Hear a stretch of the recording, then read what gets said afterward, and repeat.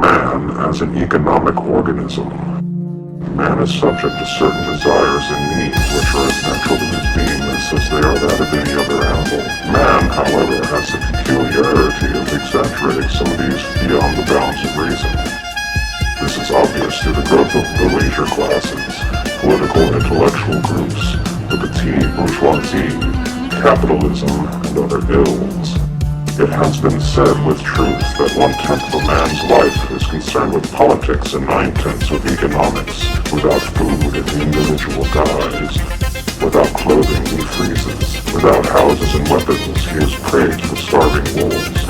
The acquisition of sufficient items to answer these necessities of food, clothing, and shelter in reason is the natural right of a member of an enlightened state. An excess of such items brings about unrest and disquiet. The presence of luxury items and materials and the artificial creation and whetting of appetites, as in capitalist advertising, are certain to accentuate the less desirable characteristics of man.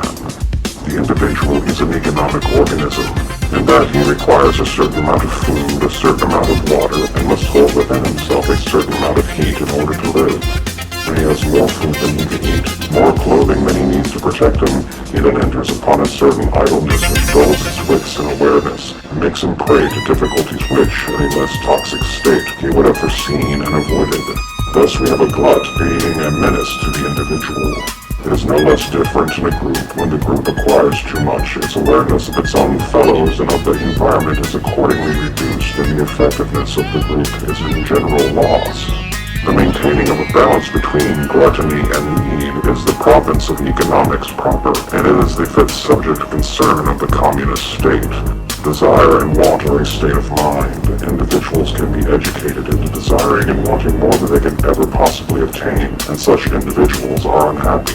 Most of the self-willed characteristics of the capitalists come entirely from greed. He exploits the worker far beyond any necessity on his own part, as a capitalist to need.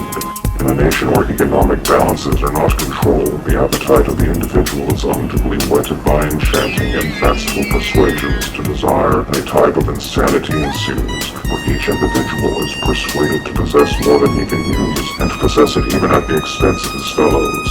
There is, in economic balances, the other side. Too great and too long privation can bring about unhealthy desires which, in themselves, accumulate more than the individual can use. Poverty itself, as a carefully cultivated in capitalist states, can bring about an imbalance of acquisition.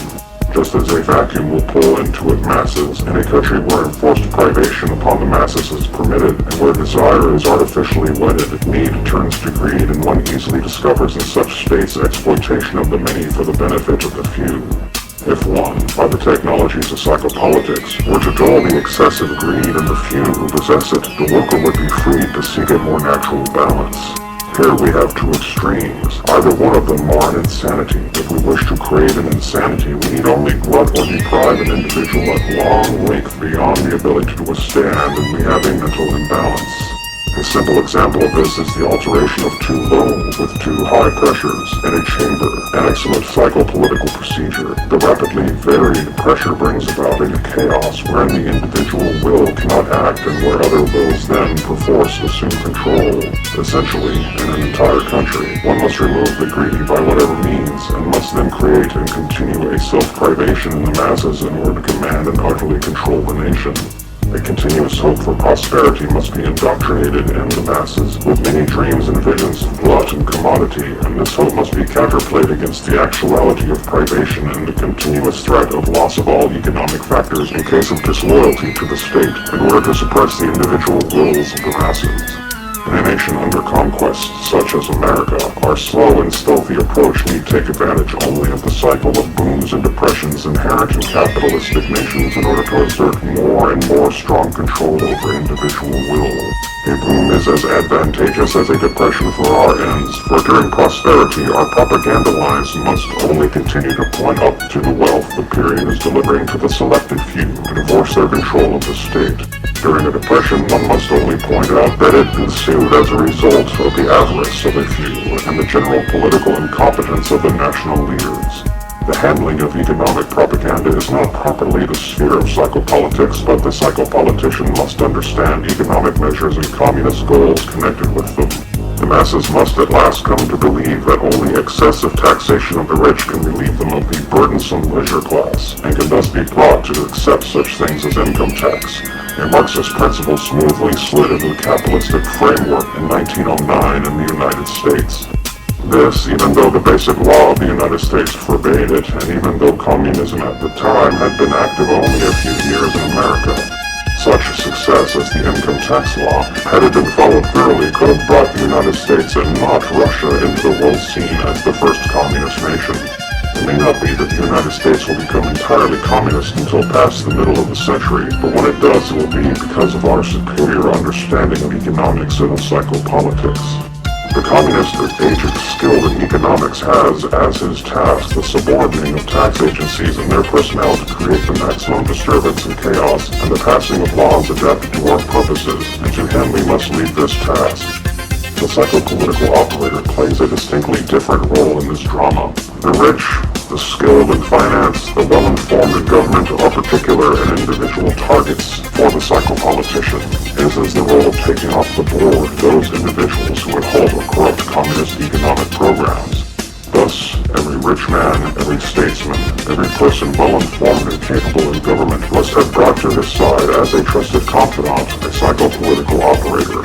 The families of these persons are often deranged from idleness and glut, and this fact must be played upon, even created. The normal health and wildness of a rich man's son must be twisted and perverted and explained into neuroses, and then, assisted by a timely administration of drugs or violence, turned into criminality or insanity.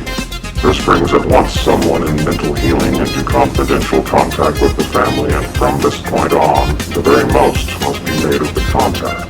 Communism could best succeed if at the side of every rich or influential man there could be placed a psychopolitical operator, an undoubted authority in the field of mental healing, who can then, by his advice or through the medium of a wife or daughter, by his guided opinions, direct the optimum policy to embroil or upset the economic policies of the country, and, when the time comes to do away forever with the rich or influential man, to administer the proper drug or treatment to bring about his complete demise in an institution as a patient or dead as a suicide.